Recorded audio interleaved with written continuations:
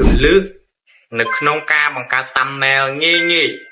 ដោយគ្រាន់តែប្រើរយៈពេលត្រឹមតែ2នាទីទៅ3នាទីប៉ុណ្ណោះជំរាបសួរហើយក៏សួស្តីដល់បងប្អូនទាំងអស់គ្នាអញ្ចឹងនៅក្នុងថ្ងៃនេះដែរខ្ញុំនឹងមានវីដេអូឃ្លីបមួយសម្រាប់ចែករំលែកជូននៅចំណេះដឹងដល់បងប្អូនទាំងអស់គ្នាអញ្ចឹងនៅក្នុងថ្ងៃនេះដែរខ្ញុំនឹងប្រាប់បងប្អូនអំពីគន្លឹះនៅក្នុងការបង្កើត thumbnail ងាយៗដោយគ្រាន់តែប្រើរយៈពេលត្រឹមតែ2នាទីទៅ3នាទីប៉ុណ្ណោះអញ្ចឹងសម្រាប់បងដែលថ្មីដែលគាត់ទើបចាប់ផ្ដើមធ្វើការរកលុយតាមរយៈ YouTube បងត្រូវការកាត់ thumbnail ដាក់នៅលើ Facebook ដាក់នៅលើ YouTube អញ្ចឹងបងមានភាពរញ៉េរញ៉ៃមានភាពស្មុគស្មាញនៅក្នុងការកាត់ thumbnail សម្រាប់ដាក់នៅពីលើវីដេអូរបស់យើងមែនទេថ្ងៃនេះដែរខ្ញុំនឹងប្រាប់អំពីគន្លឹះងាយៗដល់បងប្អូនទាំងអស់គ្នាដើម្បីយកទៅប្រើប្រាស់នៅក្នុងការកាត់តវីដេអូនៅក្នុងការធ្វើ thumbnail សម្រាប់ដាក់នៅលើវីដេអូរបស់យើងអញ្ចឹងបងដែលថ្មីគាត់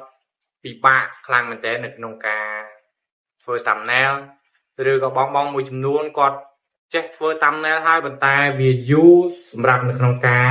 ធ្វើ thumbnail របស់គាត់អញ្ចឹងថ្ងៃនេះដែរខ្ញុំគន្លឹះដែលខ្ញុំប្រាប់នោះគឺជាវិធីងាយមែនតើបងប្អូនដោយចំណាយពេលត្រឹមតែ2នាទីទៅ3នាទីទេអញ្ចឹងបងប្អូននឹងបាន thumbnail មួយដែលមានភាពទាក់ទាញអញ្ចឹងចំពោះ thumbnail នេះដែរបើសិនជាបងប្អូនចេះបង្កើតទៅ thumbnail ឲ្យមានភាពទាក់ទាញឲ្យមានភាពស្រស់ស្អាតអញ្ចឹង thumbnail នេះដែរគឺជាចំណុចមួយដែលទាក់ទាញនៅ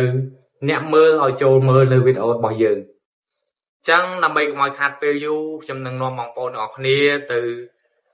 ប្រាប់អំពីគន្លឹះនៅក្នុងការបង្កើត thumbnail ឲ្យបានលឿនបំផុតតើបងប្អូនទាំងអស់គ្នាដើម្បីកុំឲ្យខាតពេលយូរឥឡូវយើងចូលមកធ្វើការបង្កើតនៅ thumbnail ទាំងអស់គ្នាជាដំបូងបងប្អូនត្រូវចូលមកកាន់ទូរស័ព្ទដៃយើងទាំងអស់គ្នាមកហើយបន្ទាប់មកបងត្រូវ download នៅកម្មវិធីមួយដែលមានឈ្មោះថា Gemini គឺជាកម្មវិធីមួយទូទៅដែលគេសម្រាប់បង្កើតនៅរូបភាពបង្កើតនៅអ្វីៗផ្សេងអញ្ចឹងនៅក្នុងថ្ងៃនេះដែរខ្ញុំនឹងនាំបងប្អូនមក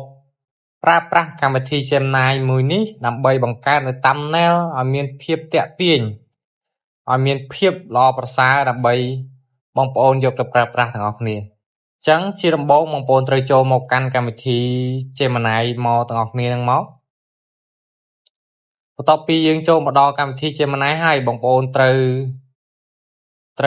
សរសេរនៅ prompt របស់វាអញ្ចឹងជាឧទាហរណ៍បងប្អូនចង់បង្កើតនៅរូបភាព thumbnail អ្វីមួយអញ្ចឹងបងប្អូនត្រូវសរសេរមកអញ្ចឹងខ្ញុំនឹងសរសេរជាឧទាហរណ៍ឲ្យបងប្អូនមើលទាំងអស់គ្នាអ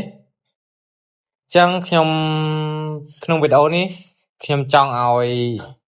Gemini បង្កើតនៅរូបភាពអំពីរបៀបនៅក្នុងការបង្កើត thumbnail ដាក់នៅលើ YouTube អញ្ចឹងខ្ញុំនឹងសរសេរអក្សរនឹងទាំងអស់គ្នាខ្ញុំចង់បង្កើត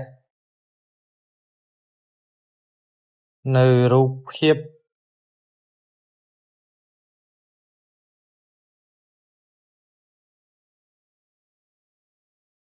thumbnail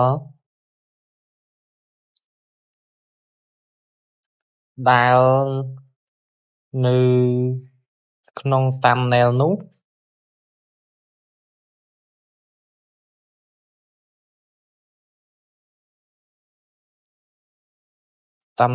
ះនិយាយ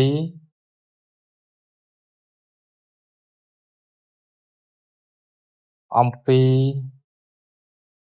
ការបង្កើត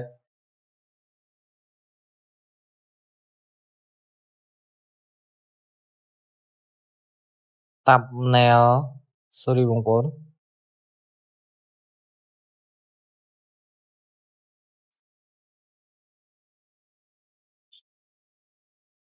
ដែលនៅក្នុង thumbnail នោះនិយាយអំពីការបង្កើត thumbnail ងាយ ដោយគ្រាន់តែប្រើពេល2 ទៅ 3 នាទី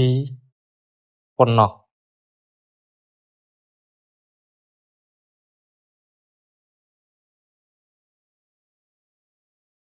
ចឹងត្រង់ចំណុចមួយនេះបងប្អូនត្រង់ចំណុចសញ្ញាបូកនេះបើសិនជាបងប្អូនចង់ដាក់នៅរូបភាព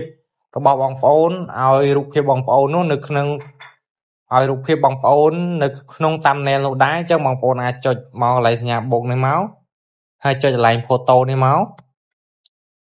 ចឹងបងប្អូនត្រូវការជ្រើសរើសរូបភាពបងប្អូនដែលចង់ឲ្យរូបបងប្អូនស្ថិតនៅក្នុង thumbnail នោះដែរចឹងខ្ញុំជាឧទាហរណ៍ខ្ញុំរើសនៅរូបភាពរបស់ខ្ញុំមួយនេះបងប្អូនខ្ញុំរើសនៅរូបភាពរបស់ខ្ញុំនេះមួយហើយយើងចុចគ្រីសមកបងប្អូននេះបងប្អូនឥឡូវវានឹងលោតមកបន្តមកទៀតយើងចុចកន្លែងសញ្ញានេះបងប្អូនវានឹងចាប់ផ្ដើមនៅ generate នៅរូប thumbnail ឲ្យយើងហើយអញ្ចឹងយើងចុចកន្លែងហ្នឹងមកឥឡូវនេះវាកំពុងតែ generate នៅរូបភាពឲ្យយើងហើយបងប្អូនអញ្ចឹងយើងរងចាំវារយៈពេលបន្តិចទៀតមកអញ្ចឹងចាំមើលថាតើរូប thumbnail ដែលកម្មវិធី Gemini បង្កើតឲ្យយើងហ្នឹងវាមានភាពទាក់ទាញឬក៏ស្រស់ស្អាតប៉ុណ្ណានេះបងប្អូនឃើញហើយនេះគឺជារូបភាពដែល thumbnail ដែល Gemini បង្កើតនៅ thumbnail ឲ្យយើងនេះបងប្អូនឃើញហើយរូបភាពនេះអញ្ចឹងវាពិតជាងាយស្រួលមែនតើបងប្អូនសម្រាប់បងប្អូនណាដែល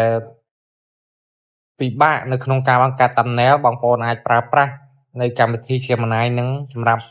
ធ្វើការបង្កើត thumbnail បានណាបងប្អូនចឹងជាកុំក្រោយបងប្អូនដែលទស្សនានៅវីដេអូរបស់ខ្ញុំនេះសូមជួយចុច like ហើយនិង subscribe នៅ channel របស់ខ្ញុំមួយដើម្បីទទួលបាននៅវីដេអូថ្មីៗពាក់ព័ន្ធទៅនឹងការរកលុយការកាត់តវីដេអូឬការបង្កើតនៅកម្មវិធី